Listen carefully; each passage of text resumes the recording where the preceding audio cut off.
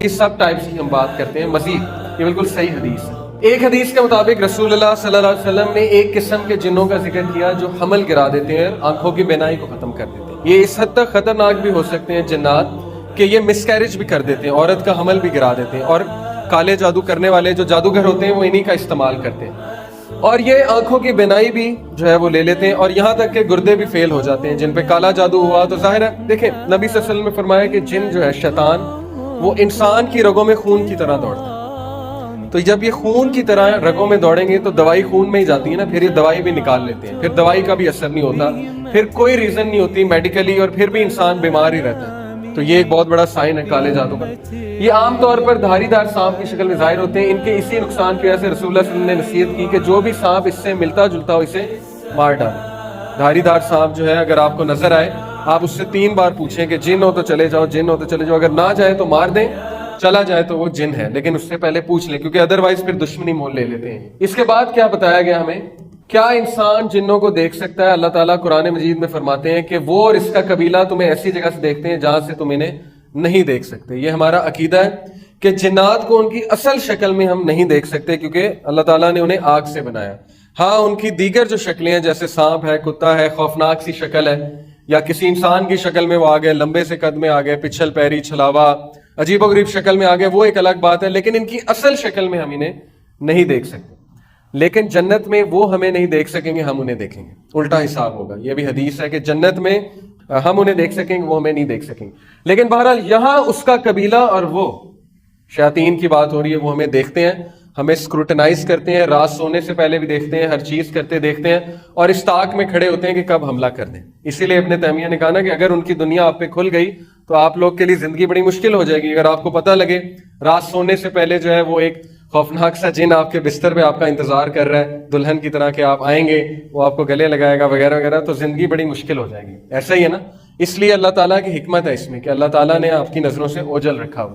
اس آیت سے اس بات کا اندازہ لگایا جا سکتا ہے جنات اپنی اصل حالت میں انسانوں کو نظر نہیں آتے، بلکہ کسی اور حالت میں نظر آتے۔ قارین بہت ہی ضروری ہے کہ آپ اس کے بارے میں جانیں۔ قرآن مجید میں بھی اس کا ذکر ہے، حدیث پاک میں بھی اس کا ذکر ہے۔ صحابہ کو رسول اللہ صلی اللہ علیہ وسلم نے ایک بار کہا کہ اللہ سبحانہ و تعالیٰ نے تمہارے ساتھ 2 اینجلز، ایک حدیث میں آتا ہے 2 فرشتے، ایک میں آتا ہے 4، دونوں روایتیں موجود ہیں۔ عبداللہ بن مسعود صلی اللہ علیہ وسلم بیان کرتے ہیں کہ رسول اللہ صلی اللہ علیہ وسلم نے فرمایا کہ تم میں سے کوئی بھی ایسا نہیں ہے مگر اس کے ساتھ جنوں میں سے ایک جن ہم نشین لگایا گیا ہے۔ تو جب آپ پیدا ہوتے ہیں، انسان پیدا ہوتا ہے تو اس کے ساتھ ایک جن پیدا کیا گیا ہے۔ فرشتے بھی ہوتے ہیں لیکن ایک جن اس کے ساتھ ساری عمر رہتا ہے، اس کا نام قارین ہے۔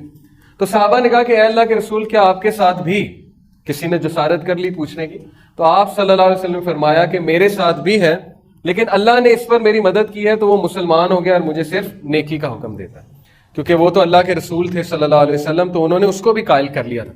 لیکن بہرحال یہ جن آپ کے ساتھ آپ کی موت تک رہتا ہے، یہ آپ کی شکل بھی داڑ سکتا ہے، یہ آپ کی آواز بھی نکال سکتا ہے، یہ آپ کے جیسے حرکات و سکنات بھی کر سکتا ہے۔ یہ وہ جن ہے جو وسوسے ڈالتا ہے، جس سے پناہ مانگی الذی یوسوس فی صدور الناس من الجنۃ والناس، اور یہی وہ جن ہے جو آپ کو برائی کی طرف اکساتا ہے، آپ کو جو ہے وہ تنگ کرتا ہے اور مختلف طریقوں سے آپ کو نقصان پہنچانے کی کوشش کرتا ہے۔ جو آؤٹ سائڈ جن ہے نا، باہر کا جن، اس کے لیے آپ کے اندر آنا، آپ کو نقصان پہنچانا بہت ہی مشکل ہے۔ اللہ تعالیٰ نے آپ کو نیچرل پروٹیکشن دی ہوئی ہے، اللہ تعالیٰ نے آپ کو فرشتوں کی پروٹیکشن دی ہوئی ہے حفاظت کے لیے، فرشتے ہر وقت آپ کی حفاظت کر رہے ہوتے ہیں۔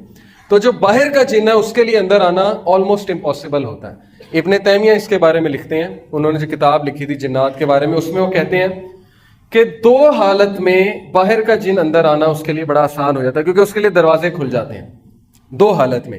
ایک جب انسان خوشی میں آپے سے باہر ہو جائے، پاگل ہو جائے، دیوانہ ہو جائے اور پاگلوں کی طرح حرکتیں کرنے لگے، جیسے گورے کرتے ہیں نا، شراب پی کے آپے سے باہر ہو جاتے ہیں، پاگل ہو جاتے ہیں جشن میں، تب اس کے لیے دروازہ کھل جاتا ہے۔ دوسرا جب انسان شدید غم کی حالت میں ہوتا ہے، بہت زیادہ غم کی حالت میں، اور بہت زیادہ روتا ہے، غم کرتا ہے، ڈپریشن کی حالت میں جاتا ہے، تب بھی اس کے لیے دروازہ کھل جاتا ہے اور تب بھی باہر کا جن جو ہے وہ اندر داخل ہو سکتا ہے۔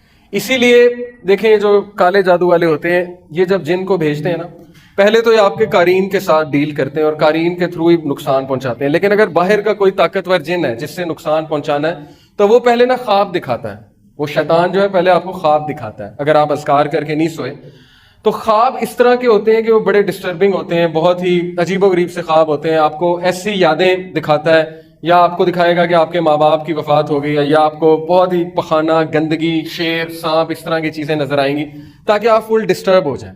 پھر جب وہ آپ خواب کسی کو بتاتے ہیں نا، گندا خواب، تو اس کو انرجی ملتی ہے، اس کو پاور ملتی ہے، اس کو طاقت ملتی ہے اس جن کو، کیونکہ وہ خوش ہوتا ہے کہ دیکھو میں نے اس کو نقصان پہنچایا، اب یہ دوسروں کو بتا رہا ہے. تو وہ تو پھولا نہیں سماتا. ایک صحابی کو ٹھوکر لگی تو انہوں نے کہا کہ شیطان نے لگوا دی. تو نبی صلی اللہ علیہ وسلم نے کہا کہ نہیں، تم کہو بسم اللہ، کیونکہ تم یہ کہو گے تو وہ پھولا نہیں سمائے گا، بسم اللہ کہو گے تو وہ سکڑ کے مکھی کی طرح ہو جائے گا. اس لیے اس کو کریڈٹ نہیں دینا چاہیے، برے خواب کو نہیں بتانا چاہیے. ہاں اگر ضرورت ہے تو کسی نیک آدمی کو، کسی راکی کو، ایسے ایکسپرٹ کو بتائیں، لیکن ہر ایک کو بتاتے نہ پھر اس کو زائل کر دیں. اعوذ باللہ پڑھ کے 3 بار یہاں پہ اسپٹ کر کے تھوک کر اس کو زائل کر دیں. تو یہ باہر کا جن، اس کے لیے اندر داخل ہونا بہت مشکل ہے. میں مزید آپ کو بتاؤں گا، لیکن ابھی حدیث کی طرف واپس آتے ہیں.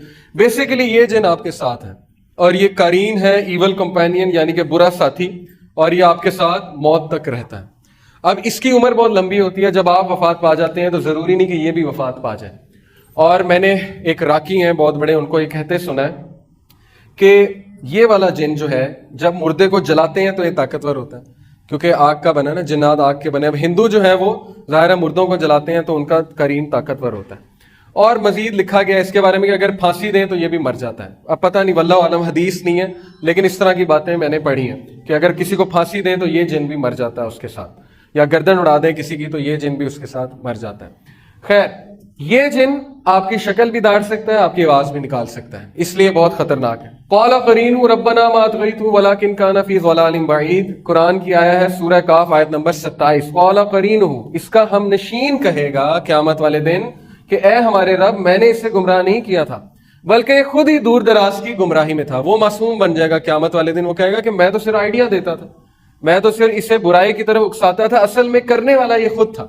اور اصل بات یہی ہے، اس کا بس نہیں ہے. اس کا بس صرف اتنا ہے کہ وہ آپ کو ایک وسوسہ پھینکے گا، آپ کو ایک آئیڈیا دے گا. اب آپ کی ذمہ داری ہے کہ آپ اس کو طاقتور کرتے ہیں کہ کمزور کرتے ہیں، کیونکہ ہماری لڑائی اس کے ساتھ ہے. ابن مسعود رضی اللہ عنہ کے بارے میں آتا ہے صحیح روایت میں کہ ایک بار ان کا قرین ان کے سامنے آ گیا اور بالکل ویسی شکل تھی. تو وہ بڑا حیران ہوئے. انہوں نے کہا کہ تم کون ہو؟ تو اس نے کہا کہ میں آپ کا ہم نشین ہوں. لیکن وہ بڑا کمزور تھا اور بالکل ہی مرنے والا تھا. تو ابن مسعود نے پوچھا کہ تم اتنے کمزور کیوں ہیں؟ تو اس نے کہا کہ آپ کے اعمال نے مجھے کمزور کر دیا. تو یہ ہمارے اعمال ہیں. اب کن عمل سے، کن اعمال سے یہ جو ہے اس کو خوراک ملتی ہے، اس کو پاور ملتی ہے؟ دیکھیں، اب یہ چیز بھی ہمیں سمجھ لینی چاہیے کہ رسول اللہ صلی اللہ علیہ وسلم نے فرمایا کہ بائیں ہاتھ سے نہیں کھانا چاہیے. ایسے ہی ہے، کیونکہ بائیں ہاتھ سے کون کھاتا ہے؟ شیطان کھاتا ہے. اور پانی بیٹھ کے پینا چاہیے. اسی طرح غسل خانے جاتے ہوئے بائیں پیر پہلے، اور ہر اچھا کام کرتے ہوئے دائیں ہاتھ سے کرنا چاہیے. کپڑے پہنتے ہوئے پہلے دائیں طرف سے پہننا چاہیے. جوتی پہنتے ہوئے دائیں طرف سے. ان ساری، یہ جو ساری باتیں ہیں جن کو ہم بہت زیادہ ایزی لیتے ہیں اور بہت زیادہ اگنور کرتے ہیں، ان کی بڑی اہمیت ہے. کیونکہ رسول اللہ صلی اللہ علیہ وسلم کو پتا تھا کہ ہمارے لیے کیا بہتر ہے اور جنات کا افیکٹ کیسے ڈیکریز ہوگا. تو یہ جن کی خوراک وہی ہے جو ہم غلط ملت جو ہے چیزیں کھاتے ہیں، یا بائیں ہاتھ سے کھاتے ہیں، یا ہم کوئی برا کام کرتے ہیں تو اس کو بہت زیادہ خوراک ملتی ہے. اور موسیقی اس کی بہت بڑی خوراک ہے. موسیقی سے بہت زیادہ گرو کرتا ہے. اور ظاہر ہے اس طرح کی چیزیں جو نہیں دیکھنی چاہیے، غلط قسم کی، ان چیزوں پہ نظر پڑے گی تو ظاہر ہے وہ ساری اس کی خوراک ہے. گندگی اس کی خوراک ہے. تو جتنا ہم خوراک دیتے جائیں گے اتنا ہی ہم پہ حاوی ہوگا. اور جب ہی ہم پہ حاوی ہوگا تو پھر برائی کی طرف بھی اکسائے گا اور بہت زیادہ تنگ کرے گا. لیکن جتنے ہم اذکار کریں گے، وضو میں رہیں گے، اتنا اس کی خوراک جو ہے وہ کم ہوتی جائے گی اور یہ کمزور ہوتا جائے گا. یہ تو ہو گیا ثابت قرین کی موجودگی کہ وہ ہمارے ساتھ ہے.